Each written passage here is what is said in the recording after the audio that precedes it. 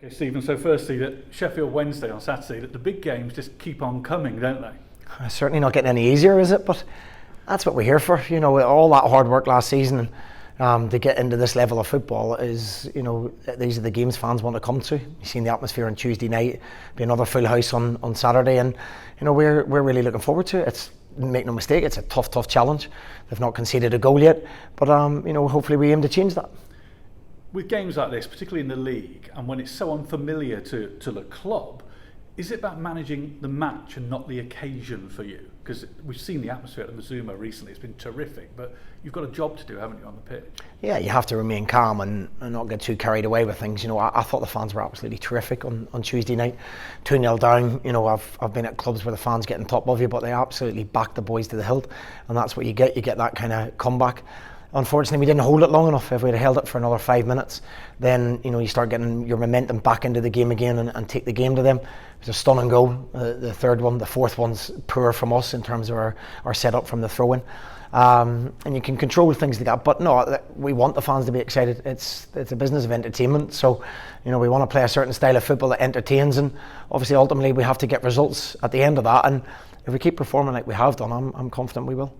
How have you reflected further on Tuesday night? Because obviously you're out of the Cup, which may be seen to be a benefit when you're a new club in League One, concentrate on the league, that sort of thing. But there were positives, weren't there, as well, to take from it? Yeah, there was the positives are I thought we were the better team for long periods of the game against a club that's got big money, big fan base, an established championship football club. So, you know, you remember where we are and the realism of where we are. We're with 3 players 6-7 weeks ago, and we're now competing against Preston. I think our opening games, we've played 4 championship clubs. Were in the championship at least 6 months ago with Rotherham, Sheffield Wednesday, Blackburn and Preston. Ipswich away, you know, a huge football club. So we've had a really tough start. You know, we'll be aiming to take points on Saturday, and we'll all be really satisfied with how we started. The Gillingham game being the one big disappointment. Yeah, when you first came here and we first spoke, you said you managed in blocks of 5 games. I think it's 4 in the league now, 2 in the Cup.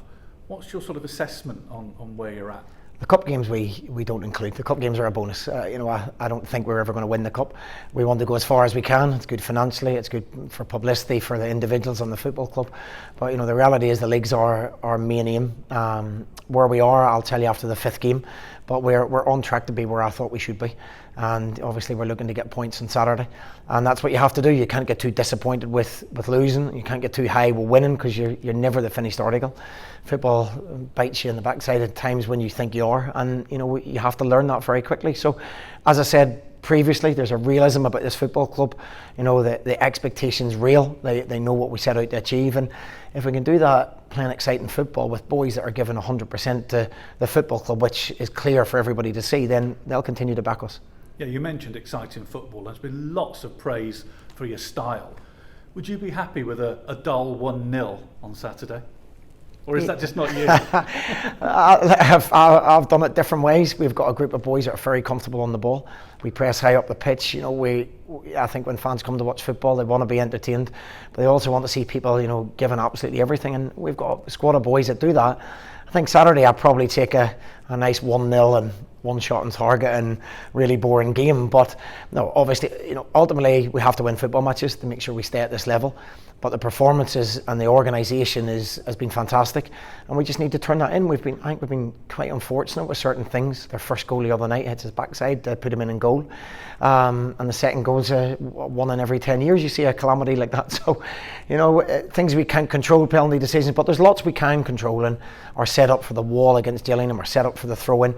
You know, people not doing individual jobs. We can control that and get better at that, and you know, I'm confident things even themselves out over the season. Yeah, I suppose that's a risk, isn't it, when things go against you, like those 2 goals on Tuesday night and the Gillingham game, the penalty.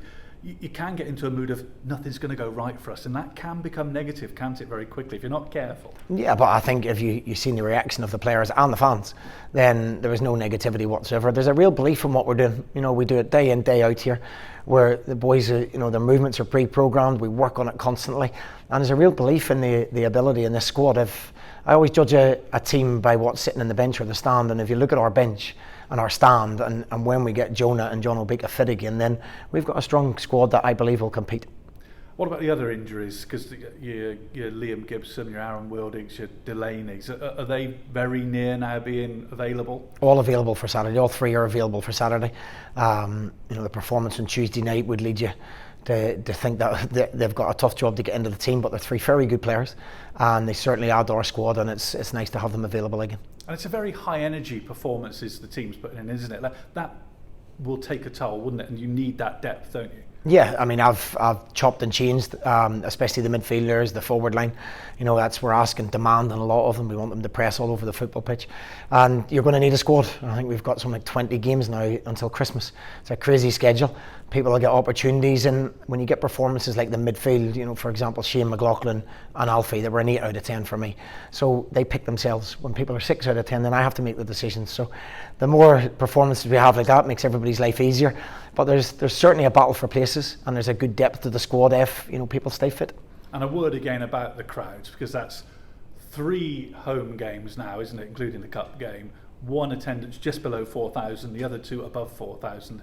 Anybody who's been here for any length of time would just go, that's crazy, but amazing. Yeah, I know a good friend of mine in football who was at the game on Tuesday night said he had never heard as much noise at Morecambe in his life, and the club's going in the right direction. But it's so important, the fans have to be credited, the shop's busy, the club's buzzing at the moment, and we want to reward them with performances and entertainment and ultimately getting points on the board.